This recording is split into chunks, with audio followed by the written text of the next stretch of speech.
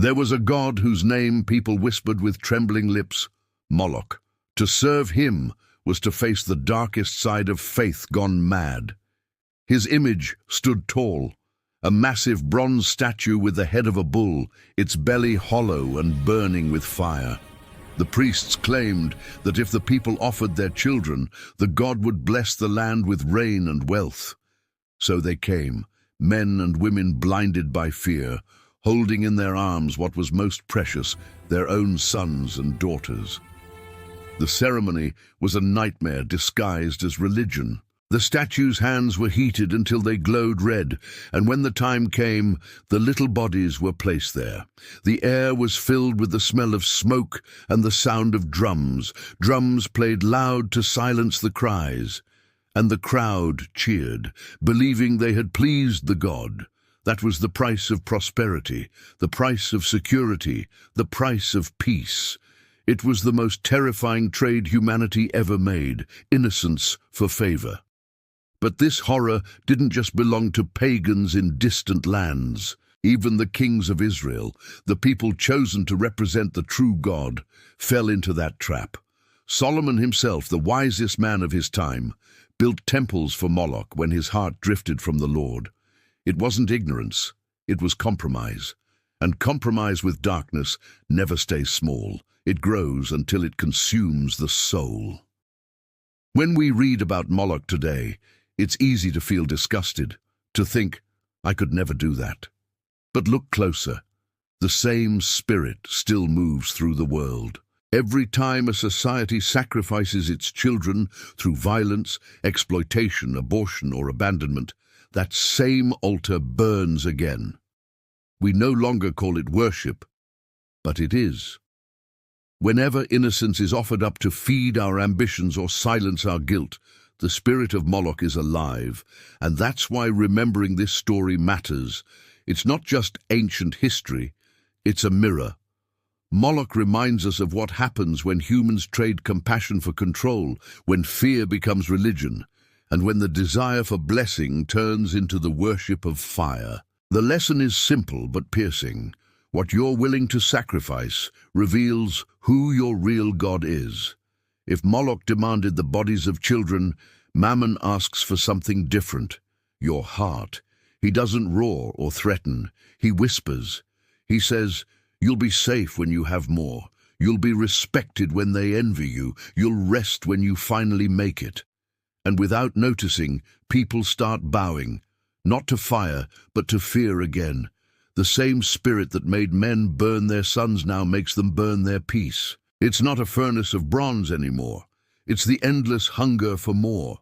Mammon isn't a myth, he's a system, a way of thinking that turns blessings into chains. Money itself isn't evil, it's a tool. But when the tool starts ruling the craftsman, it becomes a master. And this master is cruel. It promises satisfaction and gives anxiety. It promises freedom and delivers slavery. That's why Jesus didn't say, you can serve both God and money. He said the opposite. Because Mammon doesn't compete, he consumes. And then there's Bel, another face of the same idolatry. While Mammon controls the individual, Bel controls the system. He represents empires built on pride, institutions built on oppression, kingdoms built on sand. The prophets called him the god of human strength, the illusion that man can build his own tower high enough to touch heaven. But every time humanity builds without God, it ends up burying itself beneath the ruins of its own pride. You see, it's all connected. The ancient idols demanded sacrifices at altars made of stone and fire. The modern ones demand them in offices, in boardrooms, in sleepless nights. The drums still beat. They just sound like deadlines, credit alerts, and the noise of people pretending to be fulfilled. Mammon doesn't need temples anymore. He lives inside the human chase for control. And this is where the story starts turning darker again. Because when wealth and pride become sacred, something else always follows. A god who feeds on desire, manipulation, and pleasure disguised as worship. The same seduction that once burned before Moloch now dances before another altar. The name of that god is Baal. And just when you think idolatry couldn't get darker, Baal steps in, the god of weather, rain, and fertility. People believed he controlled the skies, the crops, the very rhythm of life. But behind his name hid something far more disturbing. Baal wasn't just about storms, he was about seduction. His worship turned faith into frenzy, a mix of lust, blood, and noise. The priests would cut themselves until they bled, the dancers would lose control of their bodies, and the altar became a stage for everything the flesh desired to do when it forgets who God is. This wasn't just ritual, it was rebellion, disguised as devotion. Men and women would gather at the high places, believing their ecstasy could bring rain. They thought pleasure could unlock heaven. They traded prayer for performance, purity for passion, and that as the heart of Baal is deception, making you believe that what feels good must be sacred. But every time the human body becomes an altar for desire, something dies inside the soul. The story reaches its boiling point on Mount Carmel. The prophets of Baal shout, dance, bleed, hours of chaos, hundreds of voices, and not a single answer. Then Elijah steps forward, calm, simple, confident. No dance, no noise, just a prayer, and fire falls from heaven. That was the day heaven drew a line. No matter how loud false gods scream, truth speaks in fire. The people fell on their faces and remembered who the real God was. But Baal's shadow didn't fade with the flames. His spirit still moves quietly through culture, through media, through hearts that confuse freedom with indulgence. He no longer wears a crown of storm. He wears the mask of self-expression, of my truth, of just being human. And people still bow, not with their knees, but with their values. What came after Baal was even more subtle. If Baal corrupted faith with lust, the next deity blurred the line completely between the sacred and the sensual, a goddess who dressed desire as spirituality. Her name was Asherah. After Baal came Asherah, the goddess who blurred the line between worship and pleasure. She was called the Queen of Heaven, and her image stood beside Baal's in the high places. Her temples were filled not with prayer, but with seduction. The people believed that union with her priestesses could bring fertility, favor, and divine connection. But what was presented as spirituality was, in truth, the sanctification of lust. It wasn't heaven touching earth. It was flesh, pretending to be holy. Asherah represented the idea that you could mix devotion and desire, that holiness and sensuality could coexist without conflict. She promised intimacy without commitment, freedom without consequence, divinity without repentance. And that's the same whisper that still tempts the world today. Follow your heart, no matter where it leads. But a heart that worships itself eventually runs in circles. It never reaches God, it only reaches itself. The worship of Asherah was subtle, seductive, and emotional. There were no flames or screams like with Moloch, no thunder like with Baal. It was beauty turned into bait. Her rituals used music, perfumes, and dances, everything that awakened the senses. It felt pure, it felt spiritual, but it was just another trap, a sensual spirituality that made people mistake feelings for faith. And once the senses took control, the soul went silent. Even Israel couldn't resist her charm. Kings planted her symbols beside the temple of the Lord, and the people began to call what was profane divine.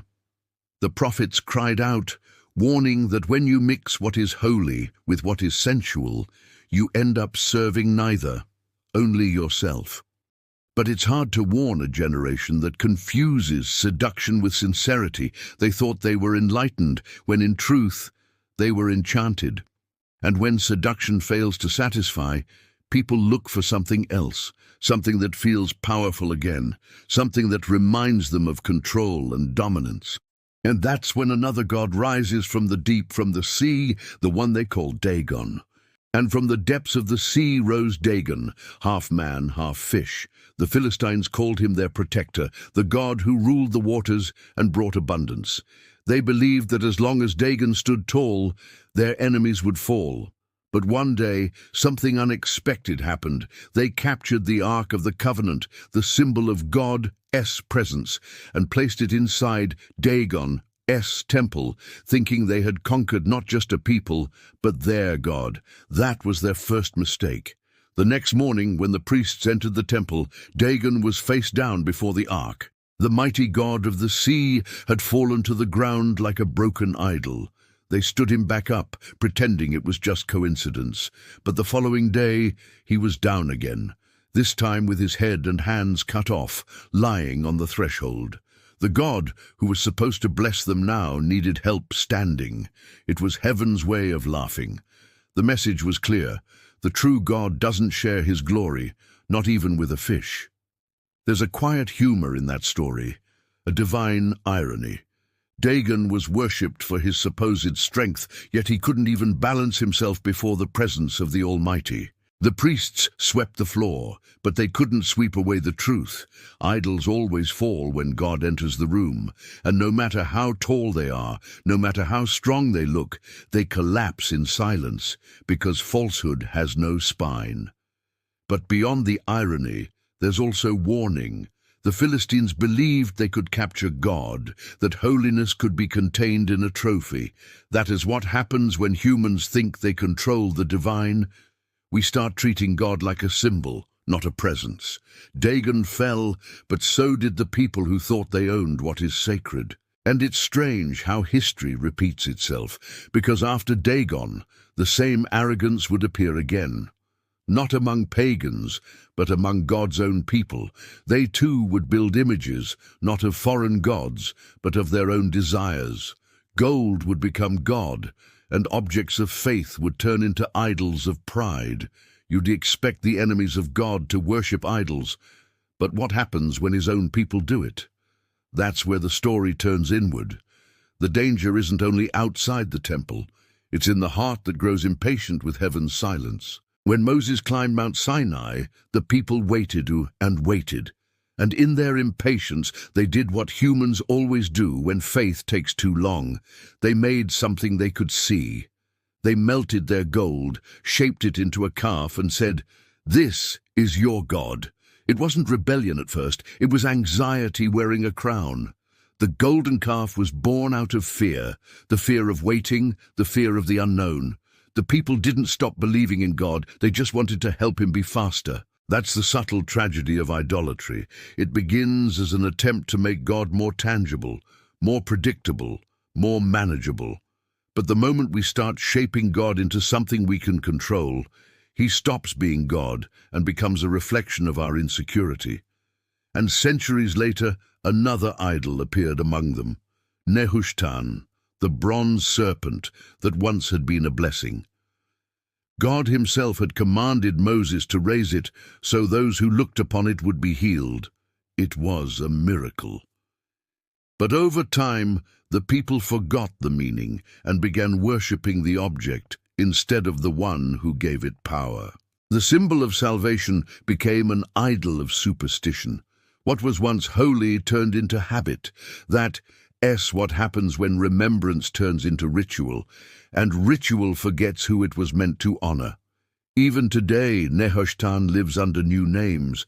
People still worship objects, systems, leaders, even traditions, anything that once connected them to God, but now replaces him. We take what was divine and make it decorative. We turn miracles into monuments. It feels safe, but it's hollow. And hollow things always echo louder when you knock on them. And after the idols of gold and bronze came others, darker, louder, more deceptive, the kind that hide inside devotion itself, wearing holy names and promising emotional comfort, but leading hearts away from truth. These weren't just gods of power or pleasure, they were gods of disguise. And after the idols of gold and bronze came the most dangerous ones, the ones that wore devotion as disguise. They didn't come through war or fear, but through tenderness and ritual. Beelzebub, whose name means Lord of the Flies, was once a Canaanite god of healing. Over time, his name became synonymous with filth, the spirit that feeds on decay, on the leftovers of faith that no longer breathe. He is the god of corruption, not the kind that roars, but the kind that slowly rots what once was pure. Every time faith becomes pride, Beelzebub finds a home. Then came Chemosh, the god of war and wrath. His followers believed that human sacrifice could buy victory. He was Moloch in armor, the same hunger dressed in blood and steel. Chemosh whispered to kings that killing in the name of the divine was righteousness, and so they burned cities thinking they were saving souls. That's how idolatry evolves. It changes masks, but never its appetite. Tammuz, on the other hand, came wrapped in emotion. He was the god of tears, the lover who dies and is mourned every year in rituals filled with music and weeping. Women would cry for him in the streets, believing that their sorrow could bring back life. But their tears weren't repentance. They were nostalgia. Tammuz represents the worship of emotion without transformation, the kind of spirituality that feels deep but never changes anything. Crying without turning back to God is just another form of worshipping yourself. And then there was the Queen of Heaven, the goddess who claimed to rule by compassion, yet led many away from truth. Her followers baked cakes and lit candles in her honor, saying, "We do this for love." But love without truth becomes seduction. She was the face of false tenderness, a spirituality that replaces obedience with sentiment. Even the prophets wept when they saw how easily the people confused comfort with communion. And so the line between holiness and heresy became thinner. The people still prayed, still sang, still gave offerings, but their hearts no longer knew to whom. And that where idolatry reaches its most deceptive form, when it stops looking evil and starts looking beautiful, when devotion becomes business, when worship becomes entertainment, and when temples become marketplaces, and that's exactly where the story leads next. To a goddess from the New Testament whose name still echoes in the ruins of Ephesus, Diana. And then came Diana, the goddess whose temple stood as one of the 7 wonders of the ancient world. She was worshipped in Ephesus, a city overflowing with trade, wealth, and power. Her image was carved into silver, and merchants made fortunes selling her likeness. To them, faith was business. Her worship wasn't just spiritual, it was economic. The temple wasn't just a place of prayer, it was the heart of the city's prosperity. And that's why, when the gospel arrived, it wasn't just preaching, it was a threat. When Paul spoke in Ephesus about the God who made the heavens and the earth, a God who didn't live in temples built by human hands, everything began to shake. Not just the idols, but the economy built around them. The silversmiths rioted, the merchants shouted, "Great is Diana of the Ephesians." They weren't defending faith, they were defending profit. The gospel didn't just confront their beliefs, it touched their pockets, and that's when people show what they truly worship. Diana was more than a statue. She was the system of a world that profits from illusion, a world that fears the loss of its idols because its identity is built on them. And isn't that what we see today?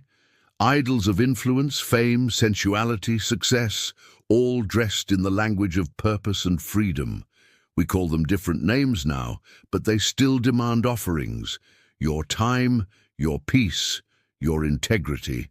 The altar just moved to the digital world. But the message of the gospel remains the same. The true God doesn't need to be carried, he carries you. The idols always demand your strength, your attention, your sacrifice. God, instead, gives his own Son. That's what makes him different. He doesn't consume, he redeems. He doesn't demand your burnout, he restores your soul. And when that truth enters a city, a heart, a life, the idols start to tremble. And that's the invitation. Not to hate the world, but to wake up from its spell, to stop serving what promises everything but gives nothing, because idols ancient or modern, will always break your heart and ask for more. But the God who made you doesn't need your offering. He wants your trust. And when you finally give him that, you realize you were never meant to carry gods. You were meant to be carried by him. If this message spoke to your heart, don't let it stay here. Share it. Someone you love might need to hear these words today. Leave your like so this message reaches more people. And if you haven't yet, subscribe to the channel and walk with us through these journeys of faith, truth, and reflection. Every week we bring new stories that open the eyes and strengthen the soul. God bless you and your family.